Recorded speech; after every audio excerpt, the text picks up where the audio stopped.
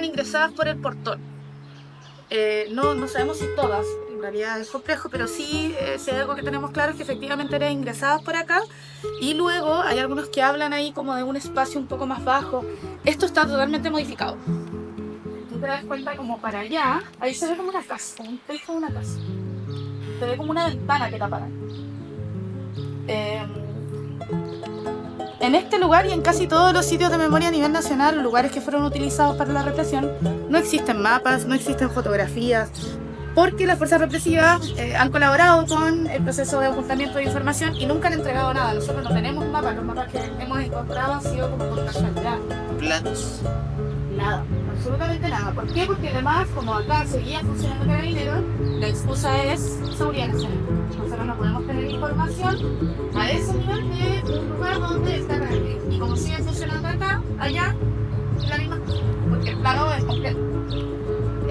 Entonces no, o sea, los planos que tenemos, la información que tenemos ha sido como durante el proceso de declaratoria del lugar y son algunos documentos que consigue bienes nacionales, etcétera, pero no. Y por ejemplo en esta zona también al parecer tapiaron también, o sea, llenaron de cemento. Esto no era tan alto, era un poco más bajo. Esa escalera tampoco estaba. El lugar ha sido total y completamente modificado.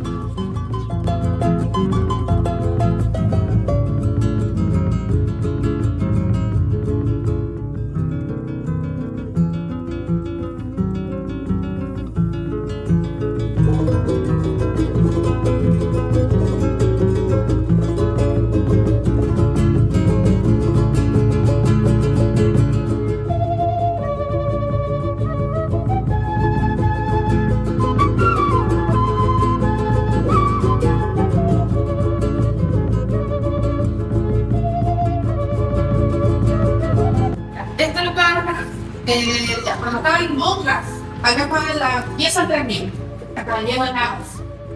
Y luego, Literal, no es de Osani. sí, está literal. Y bueno, ¿Qué digo? luego estuvo ya cuenta de la dictadura, estuvo en Cariaca, acá funcionaba. Y durante la dictadura lo que sabemos es que, bueno, hay que entender también que como hay diferentes periodos de detención en este espacio, hay diferentes testimonios también que hablan de distintos usos de este espacio. Entonces, por ejemplo, uno de ellos fue que tiraron a la cárcel que nos rebota la sala y está con otros ahí. Sabemos entonces que acá había efectivamente gente que estaba detenido.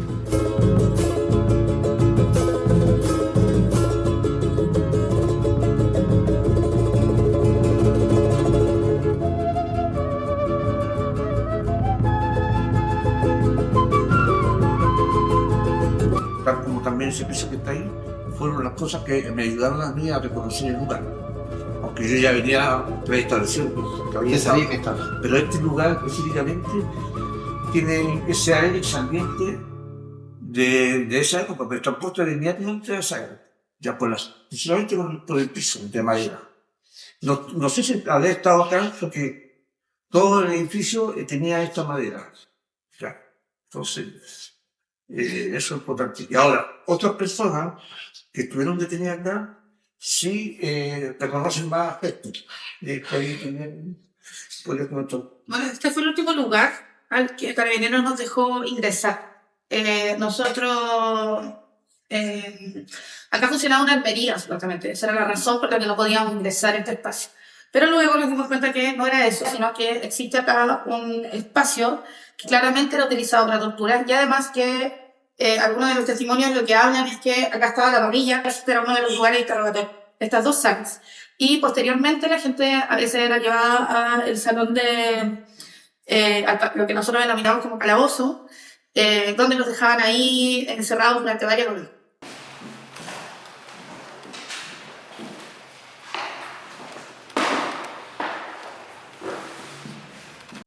Bueno, esto era lo que Carabineros no quería que nosotros viéramos. Pudimos ingresar una vez a este lugar con el INDH y nos taparon esto, o sea, acá nos tenían rodeados, no podíamos ingresar hacia allá, y ahí claramente hay un espacio que también era utilizado para ejercer torturas. Pero el reconocimiento del lugar también ha sido complejo, porque claro, creo que una de las cosas que también habla mucho en los testimonios es la baja de temperatura. Si estás acá, sientes una temperatura distinta y un aroma distinto muy particular. Entonces eso también ha ayudado a que el proceso de reconocimiento de este espacio también se dé. Tal como también ese piso que está ahí, fueron las cosas que me ayudaron a mí a reconocer el lugar. Aunque yo ya venía preestablecido que había sabía que estaba. Pero este lugar específicamente tiene ese aire, ese ambiente de esa época, pero está puesto inmediatamente de esa época, ya solamente por el piso de madera. No sé si habré estado acá porque todo el edificio tenía esta madera.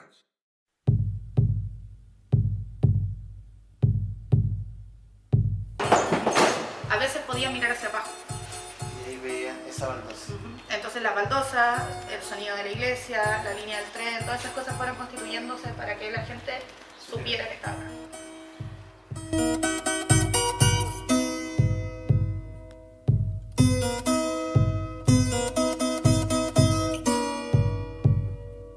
Bueno, yo el 2013 vengo por primera vez, ingreso a este lugar, el 2014, 2015, reconozco lo que yo viví.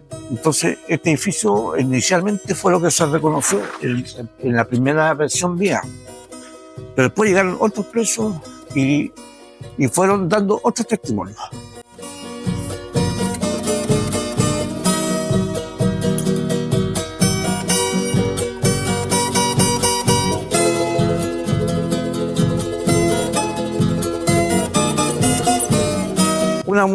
Una mujer detenida es llevada, ella reconoce esta pintura, ella reconoce haber estado detenida por muchas horas mirando esta pintura con los ojos vendados y ella logró ver dónde estaba. Entonces ese fue un segundo testimonio y eso amplió la declaratoria. No sé si se entiende. Claro, Primero, la primera declaratoria fue esto nomás. Después, cuando ella viene acá, reconoce, entonces el Consejo Internacional amplió la declaración y reconoció este lugar y de ahí se traza esta línea divisoria. Se hace un arte de magia. Pero ahora nosotros ingresamos una tercera ampliación de la declaratoria y eso implica avanzar mucho más allá. Entonces, el conjunto de todas estas declaraciones y testimonios van sumando y van ampliando la declaración.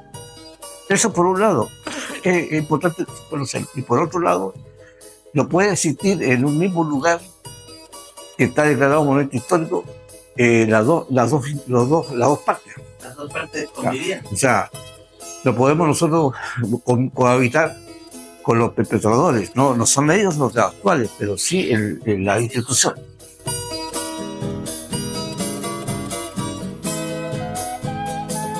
El año 71 hubo una toma de los estudiantes de frente que administraba este colegio, la Providencia, la congregación administraba el colegio de frente. Hubo una toma del edificio de estudiantes y eso significó el año 71 de que las monjas, la congregación decidiera no terminar con el internado, porque acá estaba este internado y las niñas iban a estudiar al frente. Habían conflictos propios de la época, de la juventud, Esencia política que había. de la efervescencia, y también había monjas que estaban en el siglo XIII, XIV, porque les golpeaban, tenían maltrato con los estudiantes, ¿sí? Había varias cosas que se juntaron en un momento determinado. Entonces las monjas deciden terminar con el internado y esto empieza progresivamente a quedar vacío. Y eso significó que el año 72 desocuparon todas las instalaciones y el año 73 quedó vacío. Y ahí se produce otra situación interesante, de que la fuerza del Partido Demócrata Cristiano, en forma soterrada, comienza a conversar con la congregación para comprar este espacio. Pero ellos ven que este espacio era muy apetecido, según ellos, por otras instituciones, entonces se toman el lugar, pero también con el beneplácito de la congregación. Se tomaron el espacio en julio del 73. alcanzaron a estar 2 o 3 meses, porque el golpe de Estado los pilló justamente en ese tránsito. La democracia cristiana tuvo que abandonar el lugar, que era ilegítimo porque fue una toma del lugar. Y por otro lado, significó que el espacio quedara nuevamente vacío y Carabineros se toma el espacio. Ahora, ¿por qué Carabineros se lo toma tan fácilmente? Porque acá en este espacio ellos funcionaban desde el año 63 con la institución Niño y Patria.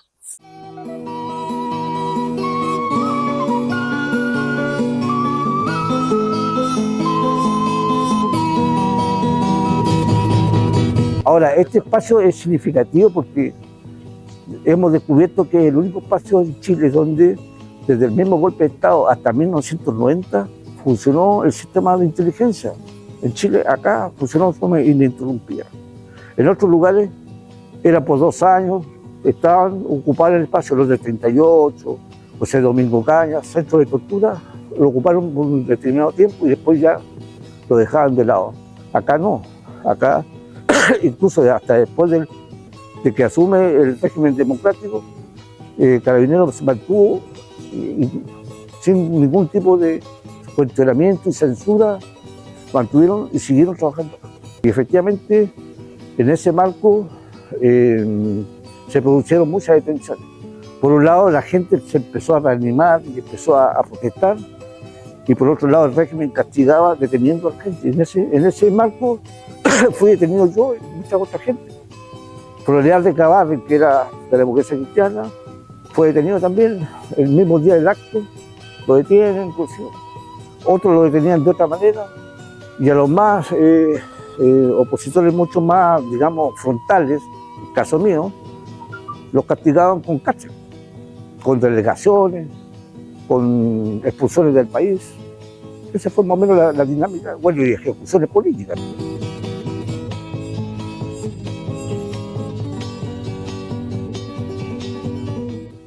De inteligencia no tan solo estaban instaladas acá, sino que también cerca de Cerro Moreno, que no es Cerro Moreno, hasta el día de hoy funciona una unidad de Carabineros, donde también fuimos llevados a ese lugar, sometidos a las torturas que todos conocemos. O sea, yo no voy a decir más ni menos.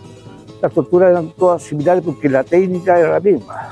O sea, todo Chile se repetía porque había tipos que adiestraban a otros para torturar. Entonces, cumplían esa función,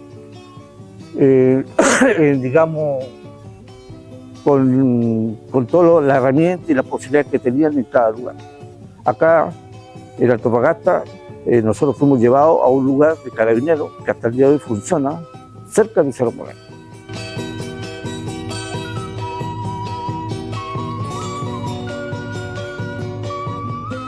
Tortura psicológica, física,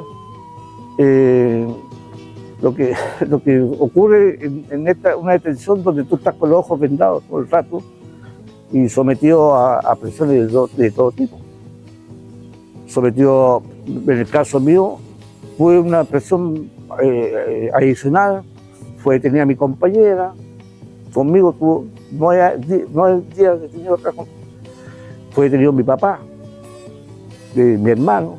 Entonces, los tipos, la inteligencia o la represión ocupa todas las posibilidades para anular a las personas o para debilitarlas. Ha sido un proceso igual que, si bien en el último año se ha cortado un poco tras la concesión, no sé si cortarse la palabra, pero sí hemos avanzado más rápidamente tras la concesión en algunas cosas, sobre todo como en el aprender a gestionar un sitio de memoria. Sin duda ha sido un largo camino en esto, o sea, con distintas dificultades. Por ejemplo, una de las cosas yo creo que más compleja en torno a lo que significa trabajar en sitios de memoria tiene que ver con el financiamiento. Hoy en día no existen políticas públicas sobre la ley de sitios de memoria, tampoco hay algo que de cierta manera, no sé, a través de los municipios o las gobernaciones nos pueda asegurar, por ejemplo, el mantenimiento y la gestión de un sitio. Y eso genera que hay una inestabilidad finalmente al momento de pensar en cómo hacemos que un espacio como la Providencia, que por lo demás no es un espacio pequeño, es un espacio muy grande, se pueda mantener. Y desde ahí han habido distintas complicaciones. Hoy en día nosotros somos parte de un programa de sitios de memoria que fue parte de las políticas que, cierto, del gobierno de Gabriel Boric, que nombra dentro, cierto, de su cuenta pública el año pasado, mayo del año pasado. Pero es un programa que, si bien hoy en día nos permite poder abrir el sitio, ¿cierto? De lunes a viernes, es un programa que es bien inestable en cuanto a su entrega de fondos, porque no es un programa que te facilite la entrega de fondos como por el año de trabajo, sino que de hecho es semestral.